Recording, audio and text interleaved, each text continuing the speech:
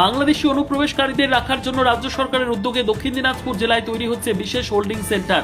প্রশাসন সূত্রে জানা গিয়েছে, তপন ব্লকের রামপুরে অবস্থিত কর্মতীর্থ ভবনকে এই হোল্ডিং সেন্টার হিসেবে চিহ্নিত করা হয়েছে।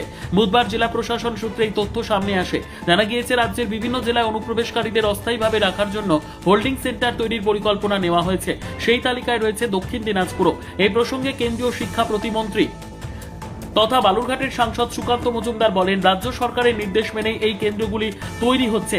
তারা দাবি, যারা সিএ এর আওতায় পড়েন না তাদের হোল্ডিং সেন্টারে রেখে নথিপত্র যাচাই করা হবে।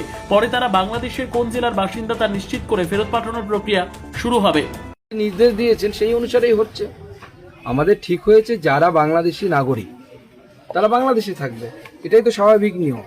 সিএ এর আওতায় যারা পড়েন না তাদেরকে আমাদের সরকার ওই জেলে ঢুকিয়ে আমার আপনার ট্যাক্সের টাকায় তাদেরকে খাইয়ে পরিয়ে জামা কাপড় দিয়ে চিকিৎসা করিয়ে এখানে জেলে পোষার কোনো মানে হয় না।